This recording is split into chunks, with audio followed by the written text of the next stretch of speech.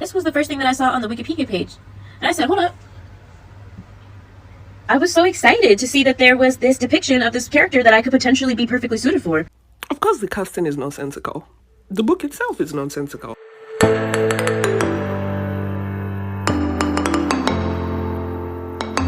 Hey guys, welcome back to my channel. This is Jackie. Don't forget to like, comment and subscribe. So today on the hot bench we have Miss Amandla Sternberg. She made a response on the colorism allegations. We are going to react to that. So there is a movie that's on its way. I'm not sure if they started filming it, but it's called Children of Blood and Bone, and Miss Amandla Stenberg has been casted as the lead. So it has been getting backlash ever since the news reached the internet. Miss Amandla Sternberg came out to the internet and had to make a statement. Even the author herself was reacting to some of the videos which the people were saying. So I'm gonna start with the video first and hear what the author had to say. Okay, in my opinion, she's like, you know what, I'm done, I've got my check, and then you guys can go ahead and, like, talk about it. It's now up to you guys. Like, my part here is done. So let me insert the video here. Everybody's complaining about the cast of Children of Blood and Bone. Baby, I knew that book series was unserious when I saw that it was based on Yoruba culture and Yoruba mythology, and the main character's name starts with Z. Where do you see Z in the Yoruba language? You can't even give your characters Yoruba names, but you want me to believe that you're serious about your story? Of course, the casting is nonsensical.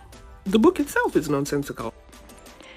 You know what? I'm not Nigerian and I don't know much about the Nigerian tribes, but we so like the casting is nonsensical. Okay, that's what she said. So this is what Miss Tomi said in the comment section. Love seeing you guys talking about my #1 best-selling trilogy book, upcoming movie on my FYP. And the creator responded, I hope you continue to succeed and the next people do learn from your mistakes. It's what our culture deserves. Okay, the girl was firing shots. I mean, from saying this book was nonsensical, and even the comments, the comment likes, like, yeah, it turns out people were agreeing with her. Okay, so Miss Amandla Sternberg went on to say that she was given the role and all. She kind of, like, she didn't come here, like, to, for my opinion, she didn't come here to say, you know what, I was wrong, or you know what, I took the role and I got it. But she was like, you know what, I think I deserve this role. That's what she said. And besides, I was given the role by the author. It's like it's kind of like when Zoe Saldana was playing, who's that, by the way? I've forgotten the character's name.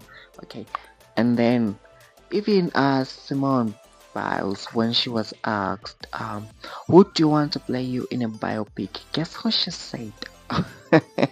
She said she wanted Zendaya to play her. Really? Look at Zendaya and look at you. You guys don't even look alike. No shade. I don't get it. Like, okay, even the author of The Hate That You Give, even Zendaya, I mean, Amandla Stenberg went back to, like, in her video, she went back to say, even the author that wrote The Hate You Gave, she said, I saw you when you was 5 and how you were treated on, is it when you was 5? Yeah, but she said how you were treated on the Hunger Games and the racism. So I was inspired to write a book about you. Wait, am I mixing two things? Yeah, right, I think I'm mixing two people. But I mean, she also went to dinner with the person that wrote this other one, the Children of Blood, Blood and Bones. Okay, whatever the book is called. And then she was like, I saw how you were treated, the racism you faced. You inspired me to create this one. And even the other one, the lady that wrote The Hate You Give, she also said something like that, like something similar. Okay, so like she's kind of like entitled, I mean, Amandla, she's like, okay, you know what, I deserve this book. Anyways, I am going to play this so much more painful for me to feel like I'm at odds with my own community. I just want everybody to know that this is important to me, that I think about it with every choice that I make, that I would never navigate my career blindly and ignorantly, not thinking about my skin tone or the space that I occupy. And I would never go after a role that I didn't feel like was right for me to chase, that I want to see all skin tones represented in media. I know that colorism is an insidious system that impacts every single facet of entertainment just relentlessly. I also just have to let go at the end of the day of people knowing what my intention is or who I am, but at the very least I can speak to where this stems from and provide some clarification there. Really, it goes back to my work in The Hate U Give. I think most people online have seen an image of me next to this book cover,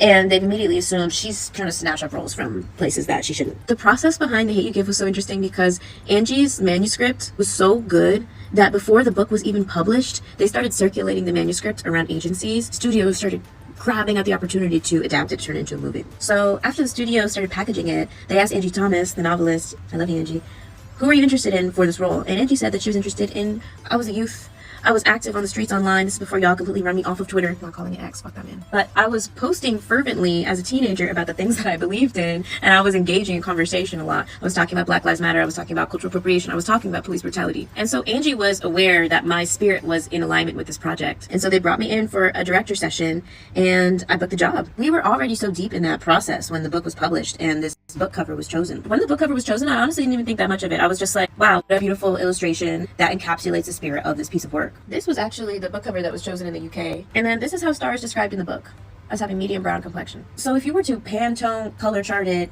and say that's the shade that Star should be, I would probably honestly take a gander somewhere in between this complexion, something like that. Or you might interpret it differently. That's the thing about interpretive language. And honestly, what I feel like is coming up again with this situation with Children of Blood and Bone. And I saw the casting call come into my inbox for Children of Blood and Bone. I was so much hype because these stories are so rare to come across. First thing that I did was look up a picture of the character. This was the first thing that I saw on the Wikipedia page.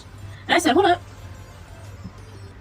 I was so excited to see that there was this depiction of this character that I could potentially be perfectly suited for. When I read the novel, I read this story about this kingdom where magical people who are described as having darker skin are oppressed for their magical capabilities, and people who look more like me are the ruling class and the oppressors. And so I thought to myself, not only do I fit this character description, but my skin tone actually serves the story in supporting the allegory about colorism and oppression. I went through the audition process. It was a very challenging one. I flew out to LA for the screen test, and then I waited some more, and I got the phone call that I had booked it, and I flipped out. And then I had the opportunity to meet Tomi, the novelist, for the first time, and we met up for dinner.